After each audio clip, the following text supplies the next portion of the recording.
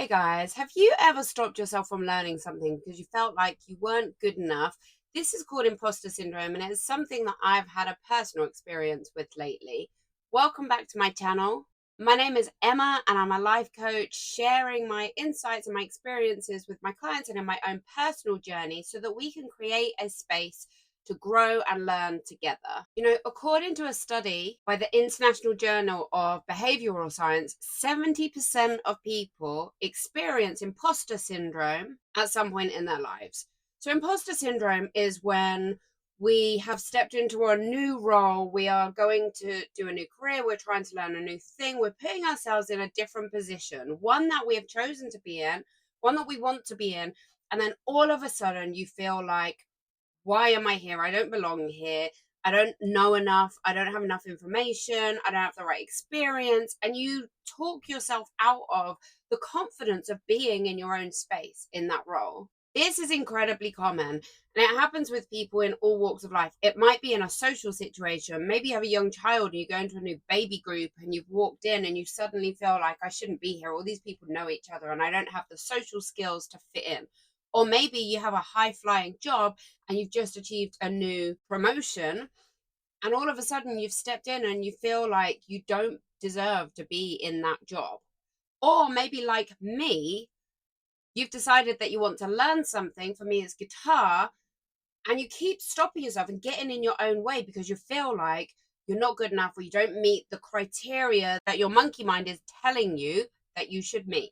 So I used to play bass guitar for probably about 15 years. I had a head injury, and it was one of the things I completely forgot. My head injury was 12 years ago, and I haven't played bass since, which is really sad. Now, recently, I've been feeling this calling to learn again, to learn not only my bass guitar, which is sat right here, but also to learn guitar. And I'm finding it very difficult. And I've been putting it off. I've been saying I was going to learn guitar for months and months. Now, in my life, I am surrounded by seasoned musicians, by people who have always played and that still play and that play at a really high level. And for me, I realized last night, I had a bit of an epiphany, and I realized I was getting in my own way. I know so many people that could give me amazing advice, amazing tips. I am actually in a prime position to relearn. And for me, it's like learning from the beginning because my brain hasn't retained anything that I knew from before. And it was so long ago. And I was young then, and I'm not so young now. So everything is more difficult about learning. But I have been my own biggest problem. Now, I've spoken to a few people recently who have said that they will give me some lessons, they will give me some tips, and I've been really excited in the moment. And then I've gone away and I've not done anything about it. And I found myself sat here last night telling myself, I was just listening to my stream of thoughts, telling myself all the reasons why I wasn't going to be able to learn guitar. Now, granted, I might not be able to learn guitar very fast. I have a 12-year-old son who started learning guitar 2 years ago. He's phenomenal. I mean, he's like some kind of genius with it. And that was even playing into my thought bias about whether or not I would be any good, because before, when I learned, I picked it up so quickly and I was pretty great, to be honest. And now I have no information and no knowledge. And I feel like I'm drawing from all these negative things in my life, all of these reasons why I won't be able to learn. And I had to really bring myself into check. And I ordered my first acoustic guitar last night. I'm feeling quite proud that I made that commitment. And actually, just taking that step meant that I then went up to the house, took my son's guitar, and taught myself the intro to a song that I really, really love. And it made me realize that this is something that we should talk about more. Now, I've had this in business as well. I used to run a startup company, and I definitely found that when I was going into high flying business meetings, I would find myself in situations surrounded by people that I felt were out of my caliber, and I felt like I didn't deserve to be there. Again, it was nonsense then and it's nonsense now.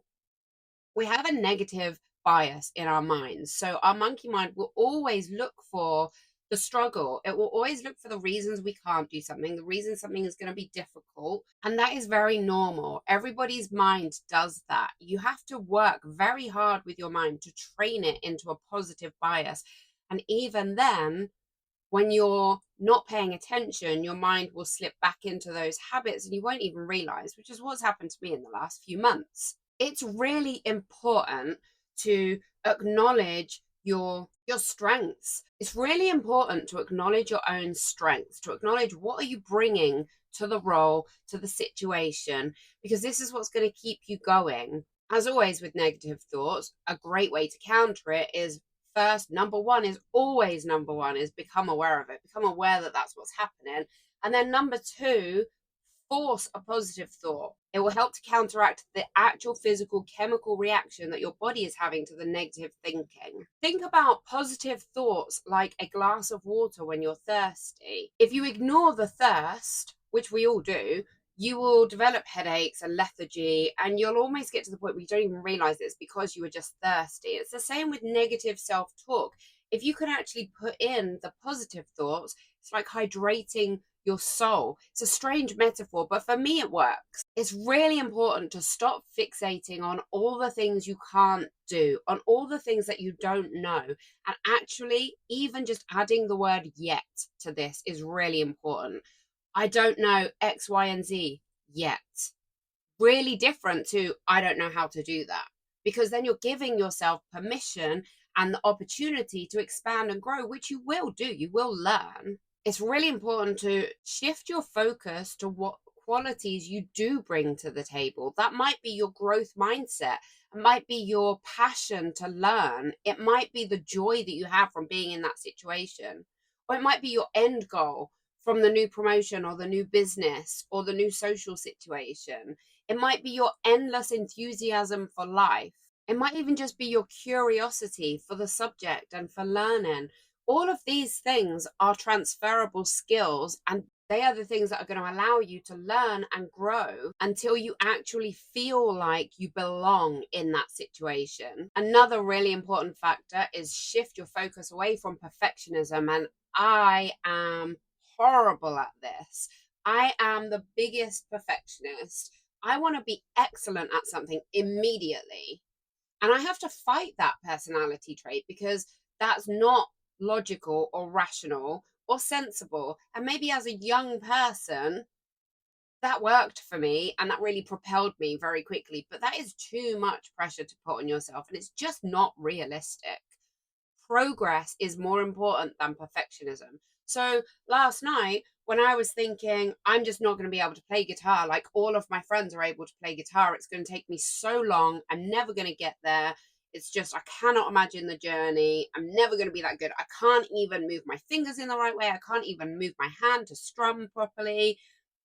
Actually, when I let go of all that and I ordered my guitar and I just felt this release of stress that I was putting on myself. And then I was easily able to commit the time that I needed to learn the introduction to the song that I love so much.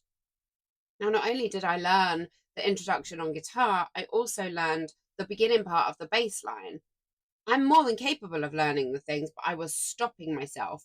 It took me a while. Maybe it took me longer than it would take someone else. That's okay. It doesn't matter because the progress I made last night was phenomenal.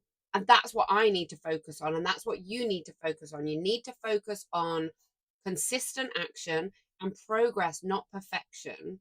Self-doubt, societal expectations, these things play a massive part in imposter syndrome and feeling like you're not good enough. And these are things that we have to become aware of as well so that we can beat them. The actress Viola Davis has spoken openly about her struggle with imposter syndrome, and she speaks very candidly about her journey. This is someone who is phenomenally successful, and she has described feeling like she doesn't deserve her success. And still, even after winning numerous awards, feeling like she's going to be exposed as a fraud. So, this is something that happens to people in all walks of life with all levels of knowledge and expertise. So, guys, to summarize, imposter syndrome, feeling like you're not good enough, getting in your own way of learning something new or stepping into a new role, these are all things that can be overcome with self compassion, support, and celebrating your achievements and the things that you do know and focusing on what you do bring to the table. I hope that sharing my journey empowers you to realize that this happens to everybody. that it's really common and that there are ways over. And also just the experience of that shift. When you shift out of the mentality, what can happen? I shifted out of that mentality that I hadn't even realized I was in, became aware of it, shifted out of it, learned some things. I now feel great. I would love to know if you guys had any experiences with this, whether it was at work, with family, with something new that you were trying to learn. Let me know in the comments what you've experienced where you didn't feel good enough or you felt like you're an imposter in a situation. If you enjoyed this video, subscribe for more content like this. And guys, if you want to work with me as a coach, go to my website. The link is in the description of this video. Sign up in my calendar for a free discovery call, and let's have a conversation about how I can help you to realize your goals. As always, guys, have the best day.